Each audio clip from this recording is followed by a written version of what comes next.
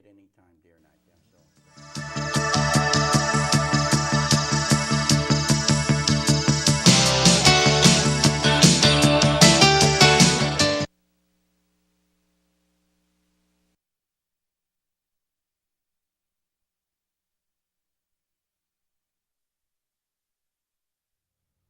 Aloha and welcome back to the Kupuna Connections television series. I'm Cullen Hayashida, the co-host for this segment, and the production is brought to you by Kapi'olani Community College's Kupuna Education Center.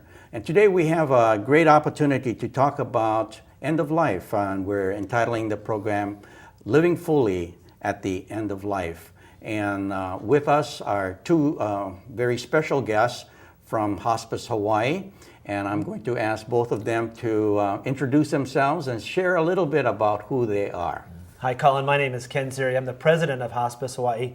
I'm actually a registered nurse, and I've been a hospice nurse for about 26 and a half years, so this is a career for me. Right, a mission. It is. I'm driven. I'm driven, yes.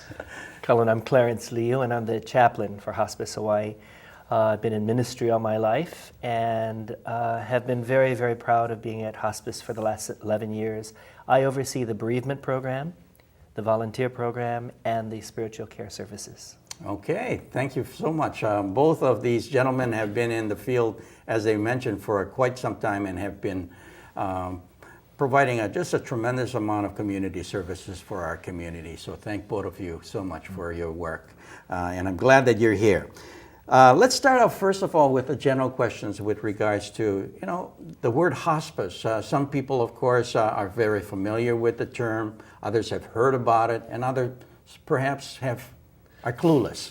Shied away from it. Shied away from it, perhaps, and perhaps are not too enthusiastic to talk about that. It seems like to talk about it is to suggest that one has given up hope. Tell me a little bit about what does hospice mean? Mm-hmm. I'll start then. Okay. Hospice is a philosophy of care. Actually, hospice really does mean what the title of the show is about. How does somebody live fully in the face of the last chapter of their life?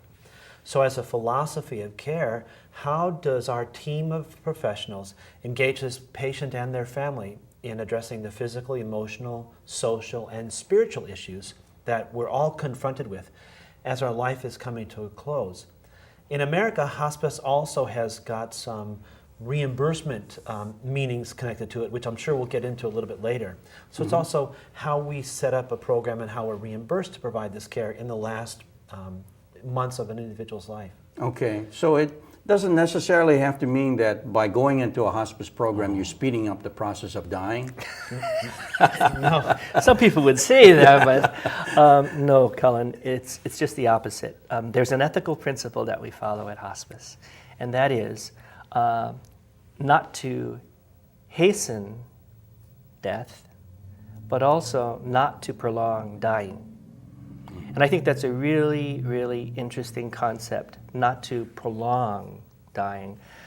So often I think that in our desire not to die, we try everything. You tell the doctor, do everything. And I think there are a lot of people today who are really considering that and really saying, but there is a time to die. There's a time to be born and a time to die. And I've lived a full life, and it's okay. And I think that many of the folks that we share, that we service, are those who have really kind of come to a sense of really see this period as a time to really harvest the rest of their lives, all of the things that they've done, really experience gratefulness, use this time to connect, to be with family, to say the things perhaps that we haven't said. And it's a really quality time, Many, many people, I hear this so often, Colin, that I wish we knew this before. I wish I knew it before, and I was working with a Hawaiian family recently where they had lost their mother years ago. And at that time, Colin, people didn't want to talk about it. Mm-hmm. And literally, she disappeared. She just dropped out of view, And the dad told the oldest daughter, Mom is dying, she's got to go, don't say anything to the rest of the kids. And to this day, there's tension between the kids in terms of what happened. But we went into this family because the father was dying. And just to be able to have the family acknowledge this together, asking the dad, what would make you happy in terms of this time of your life? What brings you joy and happiness? And he said, well, I want my family around me. I want food there. Kanikapila, let's play music. And that's what they did, just get everybody together, played music, shared tears, shared food. And at the end, the daughter said, wow, I wish I had had this for my mom. Yeah. Yes, yes. You asked if hospice causes people to lose hope, and we find just the opposite.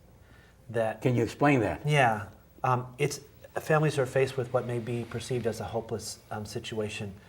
My mom or my dad or my spouse is dying, and I don't know what to do, and I'm afraid of what the future may bring.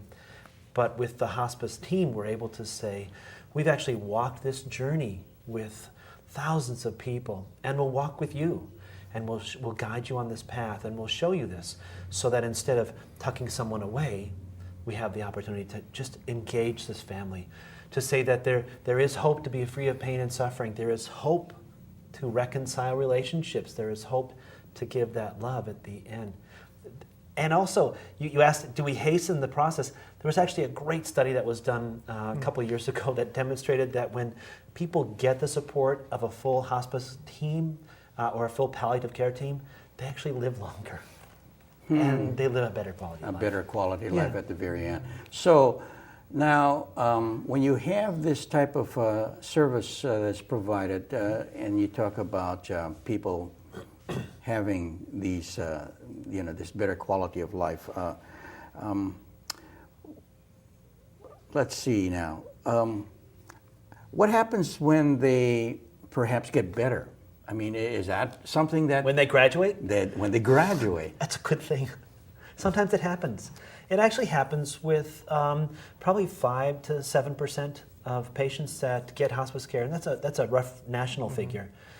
With the attention and support of this team that has this wraparound support of this family, that individual's condition can improve. And they no longer meet the guidelines, the medical regulations, the Medicare regulations and requirements.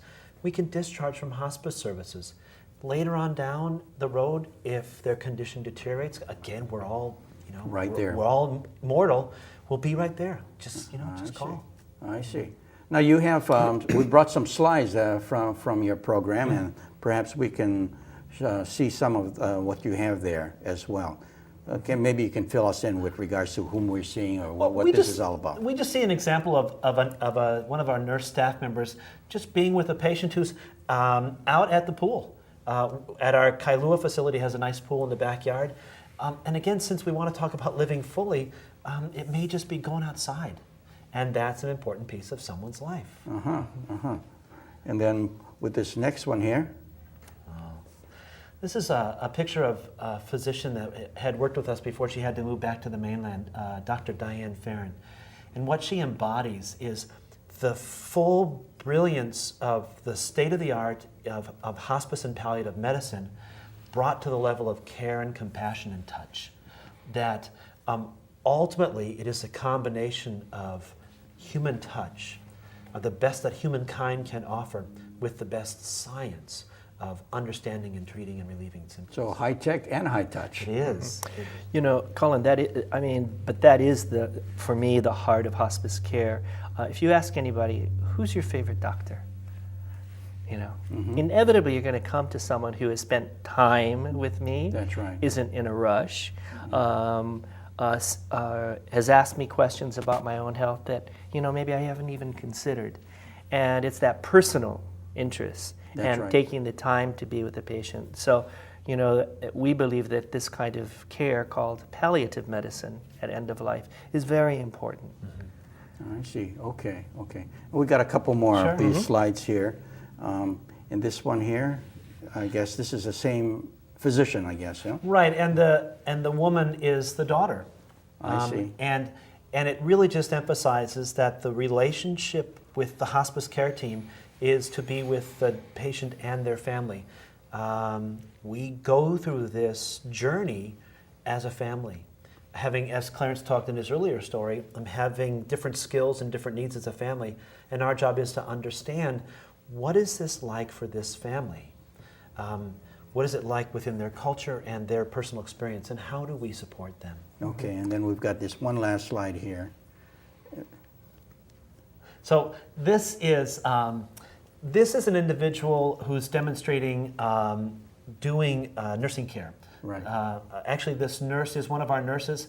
This is also a slide we use for, kind of educating the public, and I'm going to just give a shout out to this wonderful lady in the slide. It's Roseanne Poyser, who is portraying a patient. We're very careful about taking pictures of patients, obviously, and Roseanne was one of our founders. But the message that we're trying to communicate here is that it's, again, that clinical care.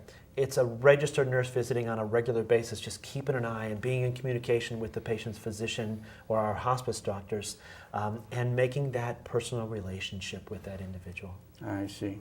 Let's talk a little bit about services. As far as what does this entail as far as services, as far as hospice is concerned? Colin, in all of the studies that we've seen, when people ask, what do you want at end of life? What kind of services? This is the type of thing that they say. They'll say, I want to be able to talk openly, with the people who care for me. I want to participate in the care. So it's not you coming in and telling me what my goals of care are, but it's in dialogue with me that we find out, what is it that you want? How can we help you meet your needs? So the goals of care are defined by the family and the patient. Under Medicare regulations, the focus of care is not just the patient. It's the family. It's the family. It's the family. And as one person said the other night, I was at a support group, he said, I find that what is happening here is that mom is not the only one dying. Grieving, All of us are involved. I mean, a part of us is dying.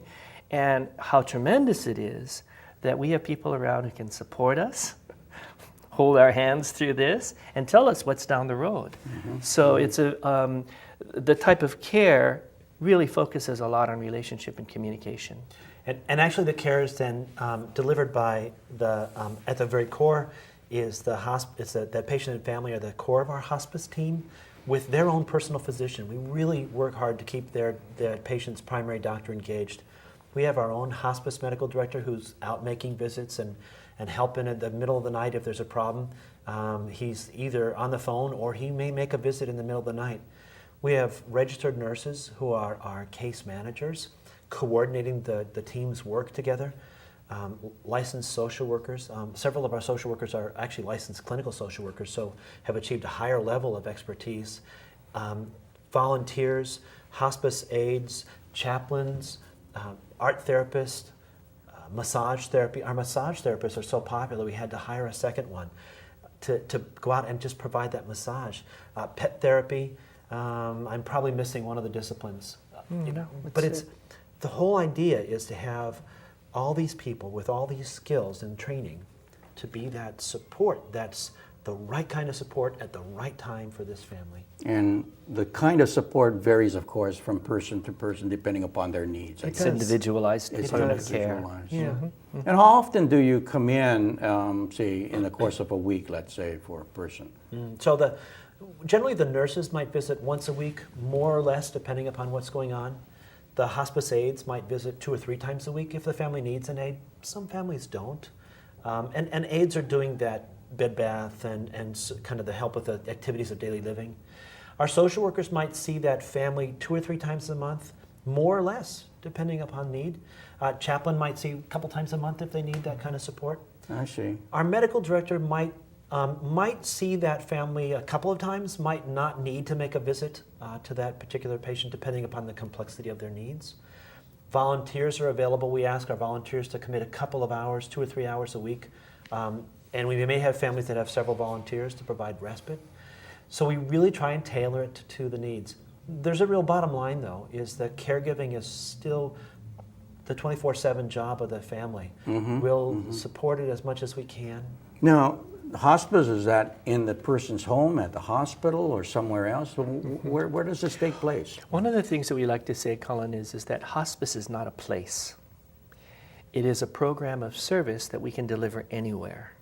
We have yeah, we can tell you some neat places. We have delivered this service on the beach. Really? We have done it in people's garages, in hospitals, in nursing homes. So it really is where people live, and we bring the services to them. So hospice, again, is not primarily a place. It's a program of care and services delivered where you are. But you also do have a residential facility that you also... We have a couple facilities, Colin. We do. We have a 5-bed residential facility in Kailua that's been there for 15, 16 years. A wonderful spiritual place. And we have another 5-bed facility here in the Palolo Valley. That's a Medicare certified hospice inpatient unit. So we can deliver a lot more complex care at that small unit. And 5 beds still retains the home feeling. Yeah. It's a very intimate home-like feeling. So we're very proud of these facilities that we have. I see. And one other service that I just wanted to be sure we didn't pass over is our care doesn't stop at the death. Oh, absolutely. Yeah, Yeah. okay. So we follow a family for a year after the death. So we provide bereavement services, bereavement assessment, reading materials. If people want to, we don't provide long-term counseling after death because we simply don't have the resources. However, what we do is to refer people to the community people that work closely with us in grief counseling. So even if we've had a patient in our care for just a matter of days, our care is still available to that family for at least a year. Now, do you find that local people are more reticent to seek out that kind of family support post-death of the... It's mixed, Colin. It's It's mixed, yeah, it is. I have to say that the majority of the families, we have about 600 now, about 600 deaths a year. Or more, yeah. Yeah, I would say in my work that the majority get through it, very, very naturally. I mean, when you think about it, people from the very beginning have died and gone through it and kept going, right? Yeah. So I would say the majority of people, takes a little while, but they get through their grieving. There are some, though, for which it is very hard, for whom it is very difficult. And so it's those people that we kind of target, and we will see them or refer them or continue just to call them to see, A lot of times, you're right, a lot of times people say, no, I'm okay, They may not necessarily be okay, though. Right? Exactly, but then we will call. I see. And so I have volunteers who do calling at 6 months, for example. I see. At 13 months. And then when they hear something that alarms them, then they'll say, I think you better visit this person or call them yourself. I see. We made a decision years ago to really intensify our psychosocial support of patients and families. Before that life came to a close, knowing that if we can really do a lot of work up front, then it really helps that family avoid unanswered issues afterwards. Later on. Yeah. Preventive medicine. Okay. Yeah. Now, let's go back to the sort of the beginning with regards to a family that is thinking about this for their loved ones. How should the decision be made? And what's the process that's involved in for a family to consider a hospice program? Actually, it's very easy. A family can simply pick up their phone and call Hospice Hawaii, and I'm just going to tell you the number. It's 924-9255. How about repeating that one more time? 924-9255. And we'll give you a double if you call. I feel like I'm doing the Hawaii Public Radio Drive here, right? So they'll, if a family just calls, that begins the process. In general, we've got some eligibility requirements that we have to look at to meet Medicare regulations, and we have to be careful about that. But in general, if an individual's got about, if their life is measured in months versus years, Medicare uses the terminology 6 months or less. But we know doctors are not always accurate, so we try to be a little bit more general about how we talk about it. And for most folks, if the focus of care is going to shift towards comfort, keeping mom or dad at home, and move away from cure, then that's the time to begin to think about hospice care. Okay. As Clarence said, a lot of folks say, how come I didn't know about this soon? And the truth of the matter is about a quarter of our patients that are referred die within the first week or so of life. I'm sorry, of being with our program. And we just can't get enough time to do the great work that we need. The good work that Yeah. you have to do, yeah. And Cullen, what we have found, is to do this work, the more you can develop a relationship with the family, with the patient, with the family members, then you can do good work. Yeah. If you come in at the end, the family is in crisis, and it's very Yes, difficult very to do the difficult. work that we can do. Okay. So my line to people is, if ever the thought crosses your mind that you're thinking of hospice, call for a free consult. We do a lot of community outreach. We'll go out there. There is no cost. We'll tell you what we see. Okay. And we encourage people to come in as soon as they can rather than wait till the end. Yeah. Okay. Well, for those of you who have just turned on to watch this program, we're talking to folks from Hospice Hawaii with regards to living fully at the end of life. And this is the Kupuna Connections TV series. Now, let's talk briefly about costs, payment, and that sort of thing. You've mentioned Medicare on several occasions. Perhaps you Sure. can fill us in. Well, very briefly, the Medicare hospice benefit is kind of the model for reimbursement for hospice care in this state. And so Medicare gives hospice a cap, a daily amount of money. And with that money, we pay for all of the services. We pay for prescription medications to make that person comfortable. We pay for the rental of equipment, and we pay for the supplies that we need. Plus, we provide that care for, as Clarence talked about in the bereavement, for about a year or so after the death. There is no copay for the family for that care in their own home. If, however, an individual goes into a hospice facility where there's now 24-hour room and board coverage and everything else is covered, there is a copay. It may be covered by the private insurances, as it may not. There's a bottom line for us at Hospice Hawaii. We'll provide that care regardless of the ability to pay. I see. So that's a promise we make to the community. Okay. Now, let's share a little bit about some of these regulatory sorts of things. The things that are going on, and this whole field is churning, of course. Let's see. One has to do with any innovations in this area as far as hospice service delivery. I think the most significant innovations that we're seeing in actual care is just an increasing in complexity of the patients that we're caring for in their own homes. We're doing stuff now that you might have thought, let's do this in a hospital years ago. We're doing it in the homes now so that they don't have to go into the hospital. So the skills of us in this kind of care is increasing. Okay. Now, what about, we've got this new Federal Health Care Act that has just been enacted, a year ago. Right. What implications does that have? It's a two-edged sword, Colin. There's bad news because just like everybody else, hospice is going to get hammered. Hospice use in America has grown tremendously, and we joke around and we say Congress takes a whack-a-mole approach to anything that looks to be more expensive. So we're going to get cuts in hospice world. On the other hand, Medicare has created, Congress has created what they're going to call a Medicare demonstration project that we're looking at. It's a pilot project. Third significant is for pediatric patients, Congress said for Medicaid patients, they can have what's called concurrent care. They can have full-on curative treatments and full-on supportive hospice, and both will be paid for at the same time. It is the newest innovation, which is incredible to see that happen. Okay, wow, so there's some things that... There's some good stuff happening too. HMSA, University of Hawaii, or UHA, UHA, yeah. Well, anything there? Sure, I really have to say that in America, I sit on some national committees, and what's going on in hospice reimbursement in our state is cutting edge for the nation. It is so cool to watch. University Health Alliance, Max Botticelli and those wonderful folks over there, they looked at that concurrent model and they said, you know what? You can have life-prolonging care and you can have full hospice, just like what Medicare wants to do as a pilot. We're going to do it here anyway. They're the first insurance provider in the nation that we can tell that's doing this, and we're very excited to see this.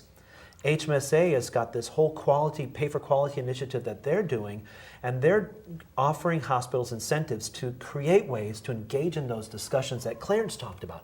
What's important for you? What is it, the treatments that you want? And we know that what we anticipate is going to happen are people are going to be saying, this is how I want to live the rest of my life. And we're happy to be able to support hospitals in those processes. Okay. Very exciting. Okay. There are many more things, I'm sure, but I wanted to sort of address this question, that the title is Living Fully at the End of Life, and so the questions about what constitutes a good death, perhaps, and I recall, on several other occasions you've mentioned some keywords in these conversations that you have with an older adult, and maybe you want to share some of that again. Clarence, what are the 5 things to say? This is so important, I think. Yeah, It's so this is important. really out of a study that a very, very national hospice person dialogued and really captured in his book called The 4 Last Things. And he basically said this, we want to have people feeling free at the end and therefore no ties. And so the whole notion of forgiveness, I forgive you, please forgive me. Thirdly, thank you. Thank you for all that you've given us. Thank you for working for us. Thank you for making us your family. I love you. And goodbye. Yeah, those are the those 5. are very touching and sometimes very difficult for many of our local families to say some of those things. But of course, that really brings a nice closure. I was raised in the mainland. It's difficult for mainland families too. Yeah. Now, we've just about end of our time right now, so perhaps we can share some contact information. We have a slide here that shares with the community your information. If you can turn that on, perhaps you can share with us what your contact information is right now. First and foremost, to get a hold of us is to simply call Hospice Hawaii, and our number is 924-9255. 24 hours a day, 7 days a week, we can take a referral. We have an answering service, and we'll take that information because we want to move. We actually have admission people on the weekend. You can go to our website at hospicehawaii.org. That's spell it all out, HOSPICEHAWAII.org. One last suggestion and recommendation for our listeners. Yes, if you had one more tip for our listeners, what would that be? Don't be afraid. Don't be afraid. We can help. We can help. We've done this. Okay. Thank you very much, both of you. You've been wonderful in sharing this with our community. And so thank all of you for watching this show about living fully at the end of life. Aloha, and see you next